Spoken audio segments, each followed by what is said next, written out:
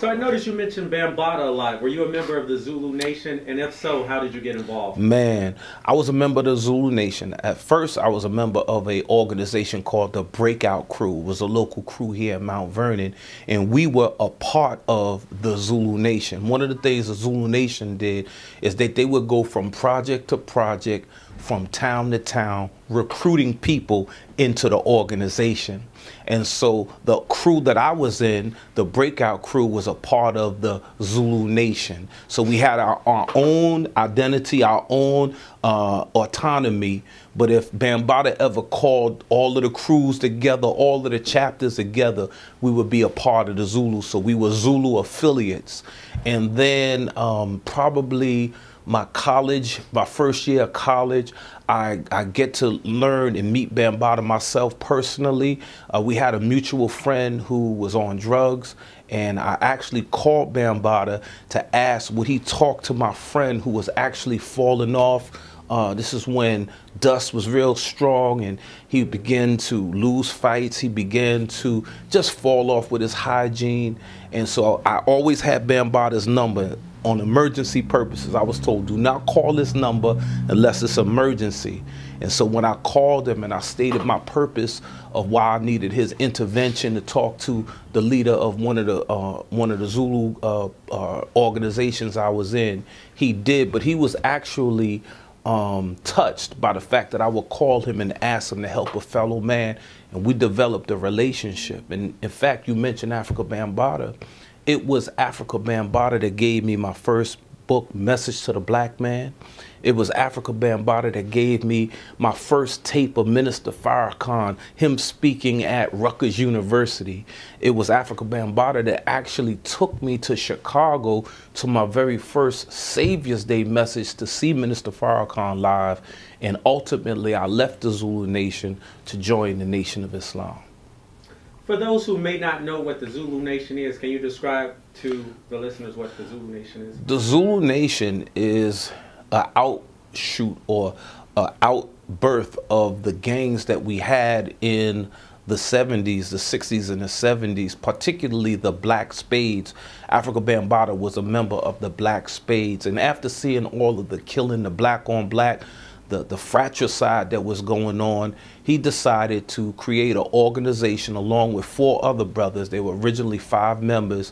The Zulu Nation was considered an organization in search of knowledge, wisdom, and understanding, the righteous way of life. And it's centered around this music, this hip-hop music, this b-boy music. So music was used to bring people to come together and express themselves as brothers, centered around African culture. So when you say around knowledge, wisdom, and understanding, those are Islamic principles. So were they involved with the Nation of Islam or the 5%, or the gods, or? Well, the Zulu Nation, actually, I would call it an ecumenical group, in that it didn't matter if you were a Muslim, if you was a 5%er, if you was a Latino, is if you were of African origin. This is the initial Zulu Nation. You were welcome.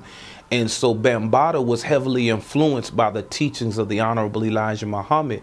See, around the 1970s, the Nation of Islam's teaching was very, very strong, and it influenced that area, for there were Muslims all over.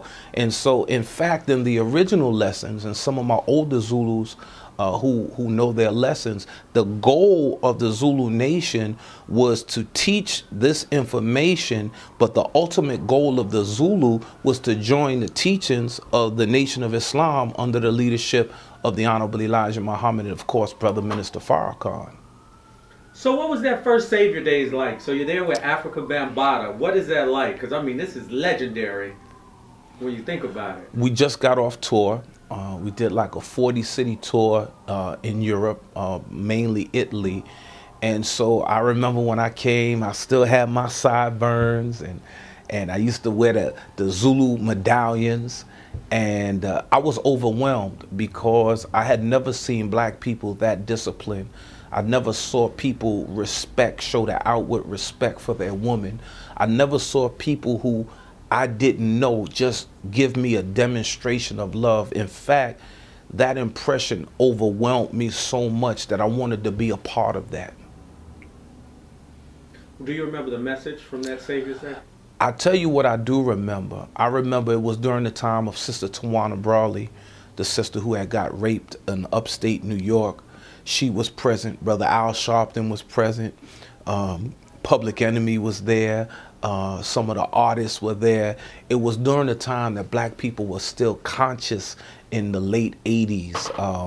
It was 1988. And whatever the message was, I was sold. I was sold with the imagery. In fact, I was already in love with the Honorable Minister Louis Farrakhan because of the tapes that I used to buy. I used to go to Harlem to this store called Black Mind Builders at Mart 125, and I used to purchase cassette tapes. So even as I was in the Zulu Nation, I found myself feeding on the words of the Honorable Minister Louis Farrakhan.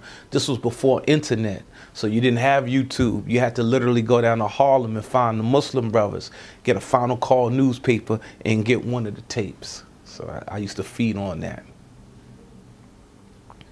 Did you start rapping after you joined? Oh no, before. I started rapping in the late 70s. I joined the Nation in 1989, 88, 89. And the reason why I say 88, 89, it was 88 that I went to my first Savior's Day. The very next week, I joined the mosque, but there's a processing period. And during that processing period, I did not join all the way because I owned a bar. It was a family establishment, and I didn't want to feel like a hypocrite owning a bar, selling death, but preaching life. And so that was a stumbling period because ultimately I sold the bar, but you know, you just don't sell a bar like you sell a pair of sneakers. You know what I'm saying? It's a process. You have to have people that have the capital, and you have to have lawyers and accountants involved, and that took some time. So 89 was the actual year that I got my X, but my heart was already sold that Savior's Day that I had visited, but I just needed to correct some things in my life. And oftentimes people have different things going on in their lives that they need to adjust before they actually join the Nation of Islam.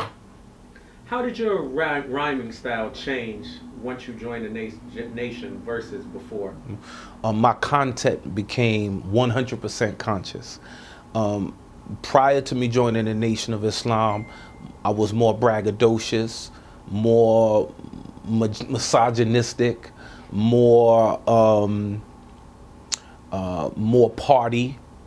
But when I joined the Nation of Islam, I wanted to just be an extension of the message of Minister Farrakhan. So I became more content driven, more unity driven, and so I was more narrow in terms of the array of things that I used to speak about.